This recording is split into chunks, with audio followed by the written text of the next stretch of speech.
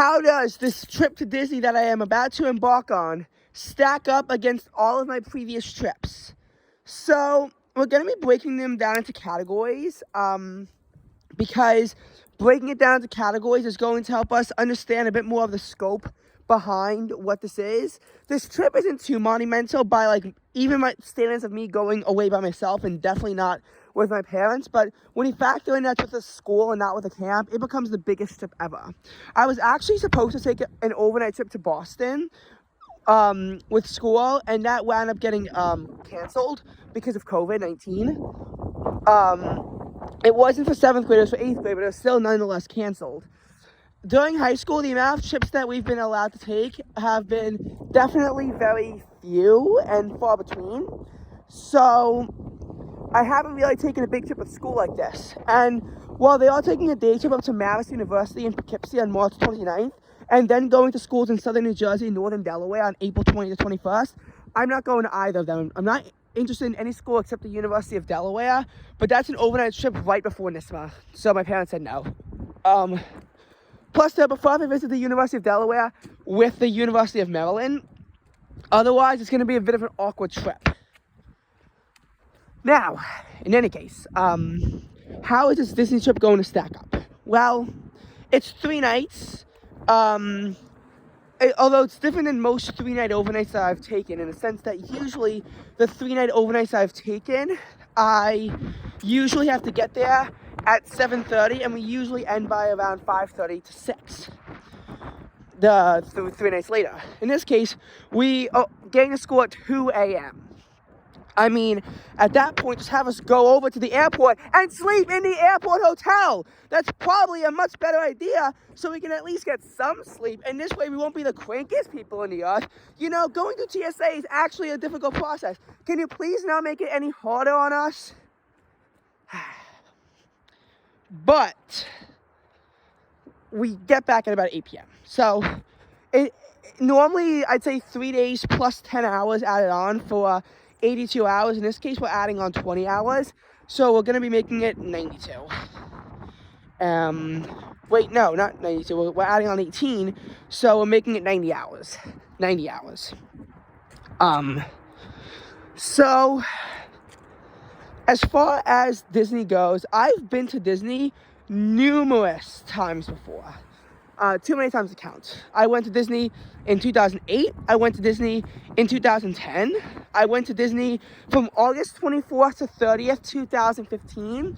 Camp took us to Disney on a big 9-night overnight that at the time, and this will be surpassed the next year, in 2021 we took a trip down to Disney by driving. So we got to the hotel late at night on July 27th in Almonte Springs. We went to Universal, but we didn't actually make our way over to Disney yet. Disney would be the 28th, 29th, and we would go to Universal again on the 30th, and then we would go to Disney Springs on the night of the 31st. August 1st would be the day that we left the hotel in Almonte Springs, but we went to the Kennedy Space Center and then drove back up on our trip back up. We were in South Carolina by that night. So as far as that trip goes, you know, we were only in Disney for a few days. I guess because on a lot of the Disney trips we also went to Universal, I guess you could say that technically July 27th to August 1st would count as the applicable time. But given how late we got there and how early we left, saying the 28th to 31st might be smarter. I'll let you use your judgment on that because we didn't fly down. We actually drove all the way down from New York down to Florida. Biggest road trip of my life. Although it might have actually honestly been surpassed by our trip to Chicago that's in 4 nights. In any case, I also went to Disneyland in 2022. We were in the LA area from August 4th through 9th, and honestly, the parks we went to, the 4th was Universal. We were just coming out of Victorville, and the 9th we were going out really still in the LA area, but not in the Disney area. We were going more so into the desert by that point. So I guess 4th through 8th, we were in Disneyland on the 7th and 8th specifically. So I have taken many trips to Disney before. Now, as far as being away from my parents. Even in that category, 3 nights is kind of nothing at this point. In 2019, well, the first time I was ever without my parents on an overnight was really 2015 and 2016, but that I was staying at the Y, so I was really only 2.5 miles away from my house, and I wasn't ever going, anywhere far. The whole thing was within like a 10-mile radius of my house, so nothing significant. Plus, that was a 9 a.m. to 4 p.m., but 2017, we took 3 trips. In 2018, we would also take 3 trips. These would be one-night trips. 2 of them were the same Club Getaway, Camp Pointe-Tel. Club Getaway is located in northwestern Connecticut. Camp Pointe-Tel is in northeastern Pennsylvania.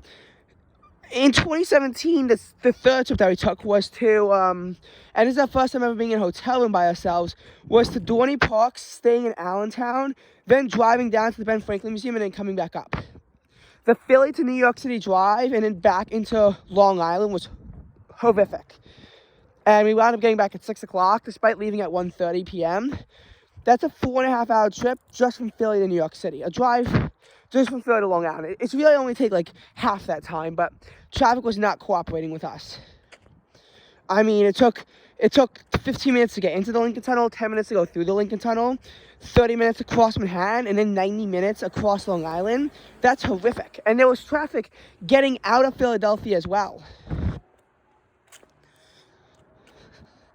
I think that our camp learned our lesson and decided to take the George Washington Bridge from now on. GWB.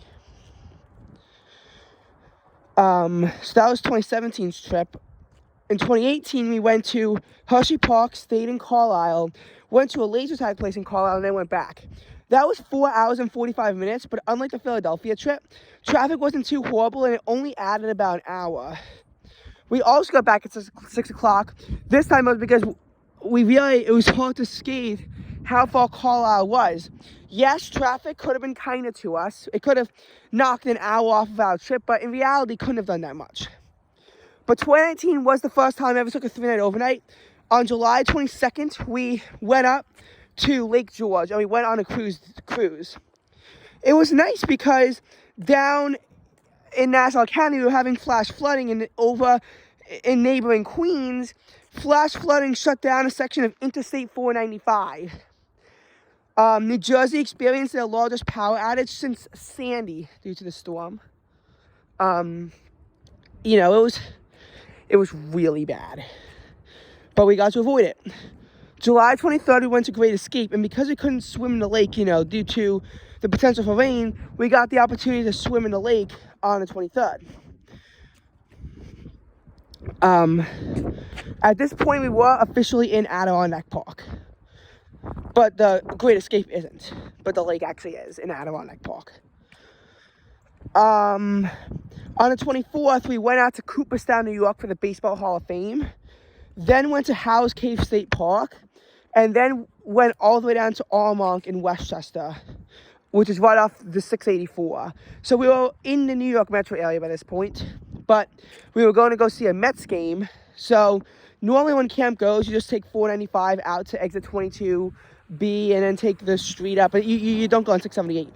We had to take 684, cut across to 287, then take 95 and head into 678 and go on 25A from there. But we had no choice because that's how you get to Citi Field, and then we went with everyone else on the way back home. Now, the second trip was to Boston. That was August 19th to 22nd. The first day we went to Six Flags New England, which is in Agawam, Massachusetts. Then we spent 2 days doing Boston and Boston metro area stuff. The Salem Witch Trial Museum, Patriots Place, the Boston Duck Tour. There was a ton of stuff we did in Boston. We went to the harbor. And then on the 22nd, we took a tour of Fenway Park, but not to see a Red Sox game, just to go look at it. I bought a Red Sox magnet, and I do have pictures of it. I did one time send a picture of it just to get back to someone. So, just saying that I have a Red Sox magnet, so if you're a Yankees fan, watch out. And then, we went back home, making a stop on the way home to have lunch in Hartford. 2020 was demoted to just day camp with no trips thanks to COVID-19. 2021 we did get to go on some good trips. Limiting it to 3 nights or above, we took a 3-night trip to Western New York. We saw Niagara Falls on the 12th. We went to Darien Lake into a Lasertron in Rochester on the 13th. We then drove all the way from our hotel in Batavia down to Callicoon for the Villa Voma on the 14th. And then on the 15th, we drove back home. As for some more time in the Villa Voma, of course. The next trip on the 20th, we went to Six Flags New England. But then we slept in a hotel in Manchester because on the 21st, we were going to whale watching in Bar Harbor. JK, we were forced to go bowling in Bangor because of inclement weather, heavy fog. I was like, what? And we couldn't even go to Acadia National Park. That's what really stung me. We could not go to Acadia National Park, despite that being literally the reason why Bar Harbor exists as a tourist destination, is to go to Acadia National Park. And yet we couldn't go. 22nd, we went to Polo Caves Park, which thankfully is in the White Mountain National Forest. And then we saw a New Hampshire Fisher Cats game in Manchester. And then on the 23rd, we went to Mystic Aquarium in Connecticut before finally heading back home. Then there was obviously that Disney trip that I told you about earlier on. We also went to the Inner Harbor of Baltimore on both the 26th and the 4th, the first and last days of the trip. Busch Gardens was on August 3rd. On the 2nd, we went around Myrtle Beach.